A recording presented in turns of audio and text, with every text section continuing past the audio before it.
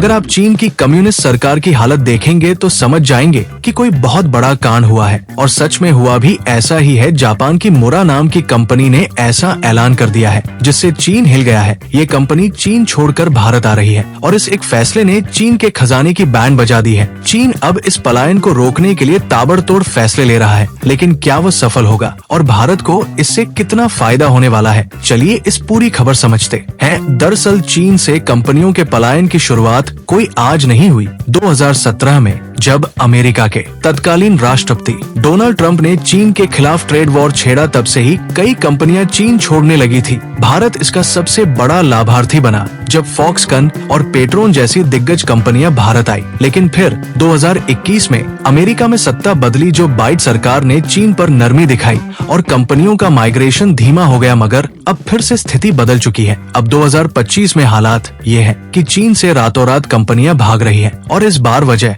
बनी है मुरा मैन्युफैक्चरिंग। मुरा, जो कि जापान की एक दिग्गज स्टेक कंपनी है, उसने ऐलान कर दिया है कि वह अपनी 50% ज्यादा मैन्युफैक्चरिंग चीन से हटाकर भारत में शिफ्ट करेगी और इस ऐलान ने चीन में खलबली मचा दी है। अब आप सोच रहे होंगे कि मुरा क्या बनाती है और क्यों ये इतनी महत्वपूर्ण है। दरअसल मुरा मल्टीलेयर सेरामिक कैपेसिटर्स MLCC बनाती है। ये छोटे छोटे इलेक्ट्रॉनिक पार्ट्स होते हैं जो किसी भी हाईटेक डिवाइस के लिए भी जरूरी है, खास तौर पर आई और सेमीकंडक्टर्स में बिना MLCC के नहीं बन सकता, नहीं कोई स्मार्टफोन, लैपटॉप या इलेक्ट्रिक गाड़ी काम कर सकती है। मटा दुनिया में MLCC का सबसे बड़ा निर्माता है और इसका चीन से बाहर जाना वहाँ की पूरी टेक इंडस्ट्री के लिए बहुत बड़ा झटका है। चीन ने क्यों लगा दिया एम्बार्गो? दरअसल मुरा के ऐलान के अगले ही दिन चीन की कम्युनिस्ट पार्टी ने अपनी कई इंडस्ट्रीज पर एम्बार्गो लगा दिया, यानी कंपनियों को चीन छोड़ने से रोकने के लिए सरकार अब कानून बना रही है। नए टैक्स लगाए जा रहे हैं, ट्रेड रूल्स बदले जा रहे हैं, कई विदेशी कंपनियों पर सख्ती की जा रही है। लेकिन क्या ये मुरा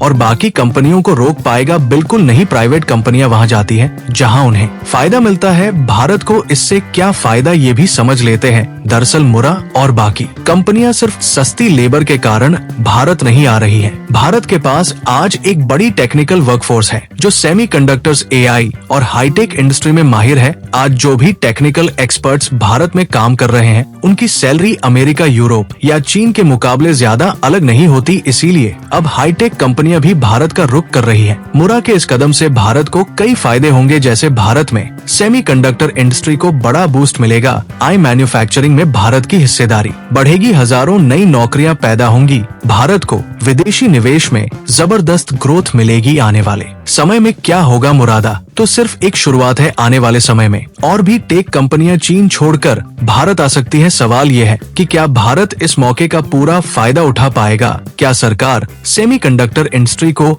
और बढ़ावा देने के लिए जरूरी कदम उठाएगी? इन सवालों के जवाब आने वाले कुछ महीनों में मिलेंगे। लेकिन एक बात तो तय है कि चीन के लिए खतरे की घंटी बज चुकी है और भारत के लिए ये सुनहरा मौका है। खैर, मुरा आता का ये ऐलान भारत के लिए कितना बड़ा गेम चेंजर साबित हो सकता है, अब आप समझ ही गए होंगे। लेकिन क्या आपको लगता है कि भारत आने वाले सालों में सेमीकंडक्टर इंडस्ट्री का ग्लोबल हब बन सकता है? क्या सरकार को इसे और तेजी से आगे बढ़ाना चाहिए? हाँ,